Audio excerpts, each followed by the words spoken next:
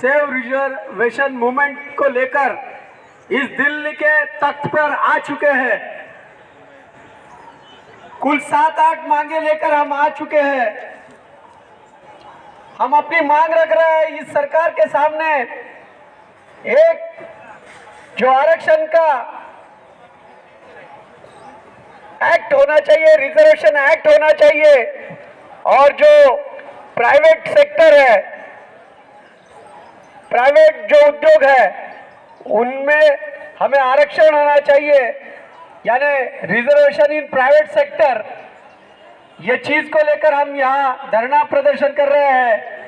दूसरा, तो इस देश की जनता, जब हम एक बोल रहे हैं, हर जाति धर्म के लोग हम एक हैं, हर गरीब किसान और कोई अमीर हो, अगर उसको वोटिंग करने का अधिकार एक समान है, उसकी कीमत एक है, तो यहाँ पे यहाँ का हर एक बच्चा एक ही स्कूल में एक साथ पढ़े।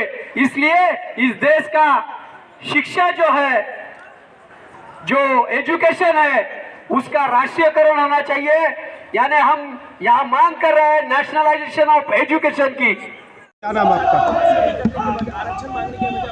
मेरा नाम नितिन भाऊ मोरे है जी। आज दिल्ली के जंतर मंतर पर है, क्या मांगे हैं और किससे मांग कर रहे हैं?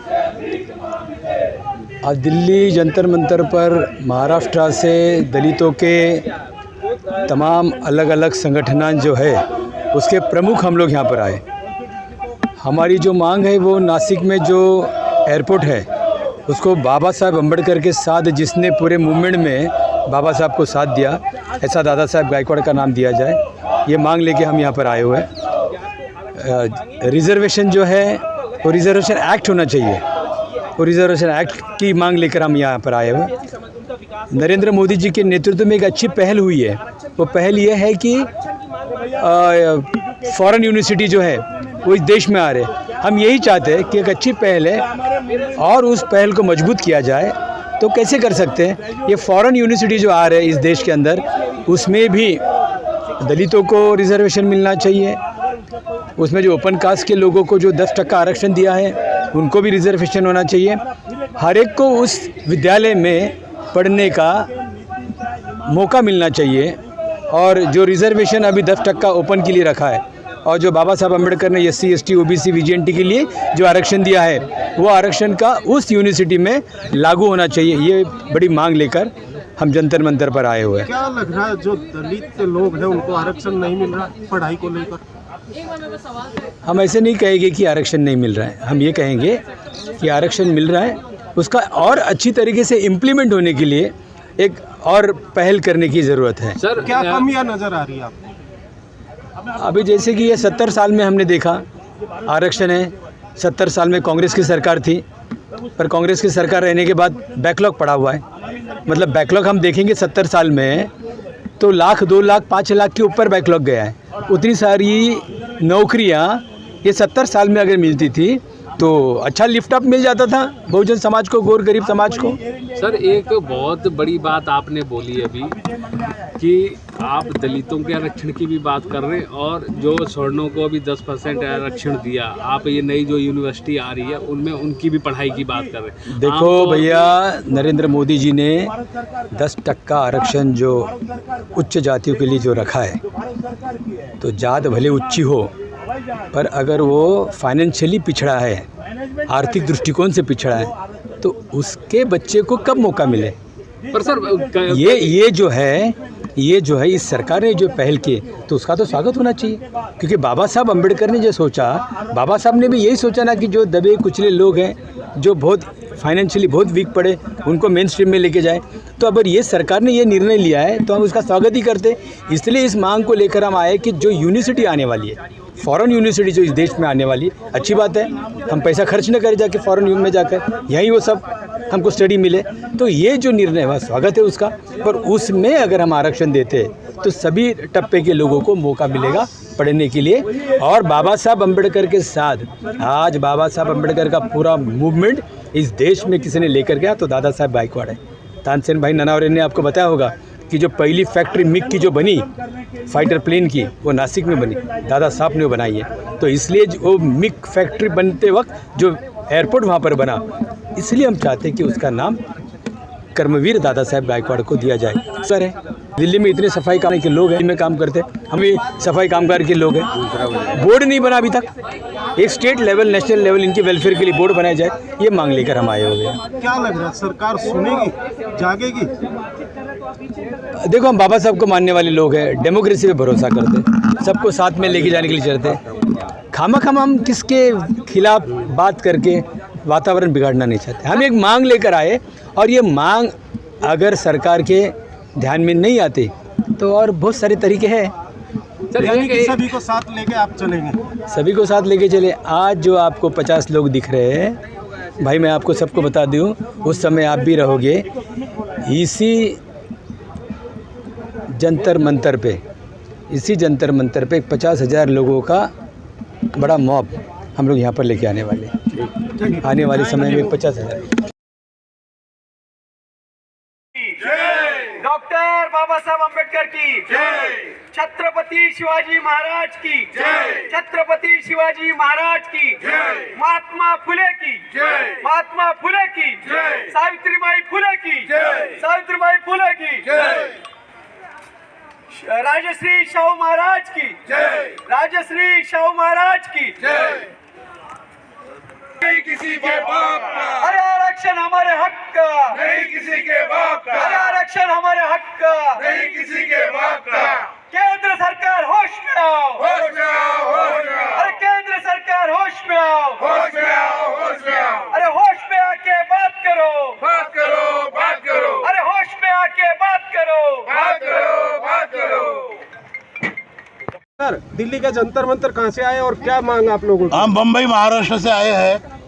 मोदी सरकार के पास हमारी कुछ शिकायतें लेकर आई है, कुछ मांगे लेकर आई है, और हमने पिछले 8 दिनों से parliament police station PM office से संपर्क रखा हुआ है।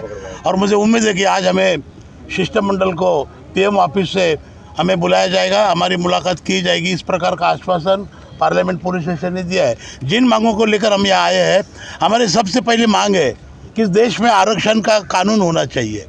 आप जानते होंगे कि पिछले 70 साल आरक्षण को लेकर इस देश में बहुत सारी बातें गलत सही की जाती है। आरक्षण को ख़त्म करने की बात की जाती है, आरक्षण को मिटाने की बात की जाती है, और इसी प्रकार पिछले 60-70 साल में आरक्षण के संदर्भ में देश के सुप्रीम कोर्ट तथा हाई कोर्ट से जो अनेक प्रकार के फैसले आए हैं, वो एक दूसरे से कॉन्ट्रडिक्ट करने वाले हैं, एक दूसरे के खिलाफ है। जैसे कि इंदिरा सहानी का मसला होगा, जैसे स्टेट ऑफ राजस्थान का मसला होगा। हमने मांग की है कि देश में आरक्षण का कानून अगर पारित किया जाता है तो आरक्षण का अमल करना, आरक्षण का अमल बजावनी करने की जिम्मेदारी निश्चित की जाएगी। आरक्षण किसको देना है, किस टक्के में देना है, किस संख्या में देना है, किन किन को आरक्षण देना है और किस जगह पर आरक्षण देना है, इसका कानून करने के बाद मुझे लगता है कि इस देश में वापस आरक्षण का मसला खड़ा नहीं होगा। हम मोदी सरकार से मांग कर रहे हैं कि आपके कार्यकाल में आरक्षण का कानून सम्मिलित होना चाहिए, और देश की जनता उम्मीद रखती है कि सबका साथ सबका विकास की बात करने वाले मोदी सरकार, बाबा साहब को, अम्बेडकर जी को प्रति संवेदना जताने वाले मोदी साहब, गरीबों के हमदर्द कहने वाले मोदी साहब इस देश के दलितों का आरक्षण का अधिकार दिलाने के लिए आरक्षण का कानून सम्मत करेंगे। दूसरी मांग लेकर हम चल रहे हैं। इस देश का जो शिक्षण व्यवस्था है, कलेक्टर का लड़का कलेक्टर बन सकता है, इंजीनियर का लड़का इंजीनियर बन सकता है, और रिक्शा ड्राइवर का बच्चा रिक्शा ड्राइवर ही बन सकता है। इस प्रकार की यहाँ क्या शिक्षण नीति है। हम ये कहते हैं कि सबको समान मौका अगर की बात की जाती है तो हमारी मांग है कि सबको समान एजुकेशन, कॉमन एजुकेशन, और वो कॉमन एजुकेशन के लिए हम ये मांग कर रहे हैं कि शिक्षा का किसके द्वारा कर रहे हैं, क्योंकि आप लोगों ने भी एक पार्टी बना रखी। हमारी रिपब्लिकन, हम बाबा साहब अम्बेडकर के मानने वाले लोग हैं। रिपब्लिकन पार्टी हमारी जात पंचायत है। हम बाबा साहब के सिद्धांतों पर चलने वाले लोग हैं, और हमारे बहुत सारे ग्रुप इसी प्रकार से काम कर रहे हैं। आरक्षण की आप बात कर रहे हैं, आरक्षण लगभग सभी को मिल रहा, फिर दिक्कत क्या आ रही? आरक्षण मिल रहा है ऐसा कहा जा रहा है, आरक्षण मिल रहा है इस प्रकार का प्रचार किया जा रहा है। हमारी मांग है कि आरक्षण का अमल नहीं हो रहा है। आपको क्या लगता है शिक्षा व्यवस्था सुधारने का क्या एक नई नीति ला सकती है सरकार, या फिर शिक्षा नहीं सबको समान एजुकेशन मिलना चाहिए। क्या अभी हमारा गरीब का लड़का और वर्तमान में समान शिक्षा नीति नहीं लागू है? नहीं मिल लगते है। आपका एक दो उदाहरण दे सकते हैं कि किन राज्यों में ऐसी शिक्षा नीति नहीं लागू है?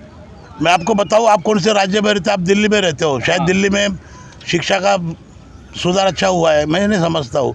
हमारे महाराष्ट्र में पूरे देश में कॉन्वेंट स्कूल है, इंग्लिश मीडियम का स्कूल है, वहाँ हज़ारों लाखों की फ़ी दी जाती है। माँ अपने जब पेट से रहती है तभी उसका बच्चे का नाम एडमिशन में दिया जाता है। लाखों रुपए का डोनेशन के बगैर एडमिशन नहीं मिलता है।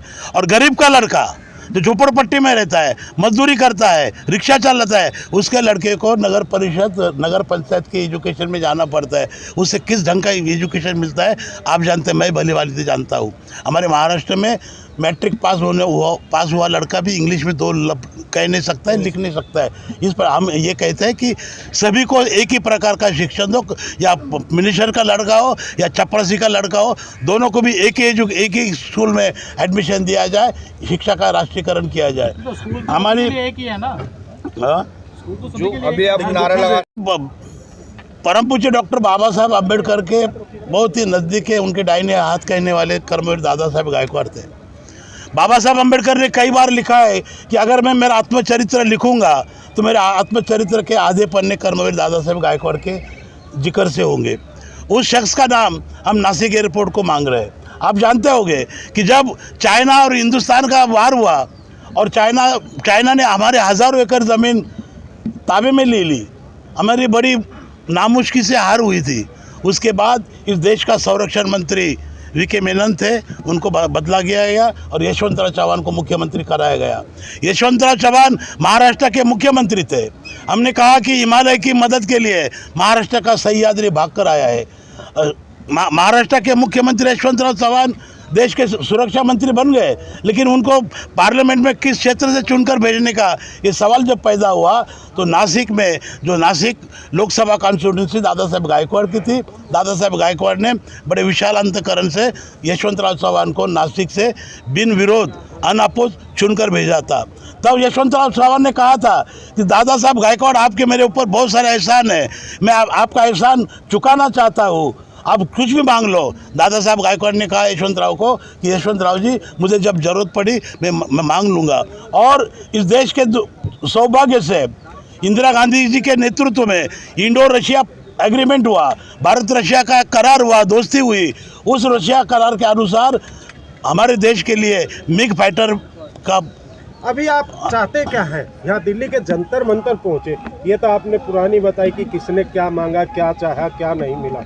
अभी क्या चाह रहे, किसके लिए चाह रहे? हम ये चाहते हैं कि नासिक एयरपोर्ट को दादा साहब गायकवाड़ का नाम मिलना चाहिए। महाराष्ट्र के भूतपूर्व मुख्यमंत्री उद्धव ठाकरे जिन्होंने हमें यह आश्वासन दिया था, उनके पिताजी बाला साहब ठाकरे, उनका नाम नई मुंबई के एयरपोर्ट को देने का मांग चल रहा था। उद्धव जी ठाकरे ने हमारा विश्वासघात किया, हमें वादा किया, हमारे साथ बात की, और जाते समय कुर्सी छोड़ते समय उन्होंने जो आप लोगों की मांगे हैं, अगर नहीं सरकार नहीं सुनती, आगे के कदम क्या उठाएंगे? आगे के कदम जो सरकार हमें मांगे नहीं सुनती, वो सरकार को हम नीचे खींचेंगे। अच्छा, आप आरक्षण की बातें कर रहे हैं तो अभी सफाई कर्मचारी करे पुकार, इंसाफ करो मोदी सरकार, सफाई कर्मचारी करे पुकार, इंसाफ करो मोदी सरकार, नासिक एयरपोर्ट को नाम मिलना चाहिए, मिलना चाहिए, मिलना चाहिए, नासिक एयरपोर्ट को नाम मिलना चाहिए, मिलना चाहिए, मिलना चाहिए, कर्मवीर दादा साहब का नाम मिलना चाहिए, मिलना चाहिए, मिलना चाहिए, कर्मवीर दादा साहब गायकवाड़ का नाम मिलना चाहिए, मिलना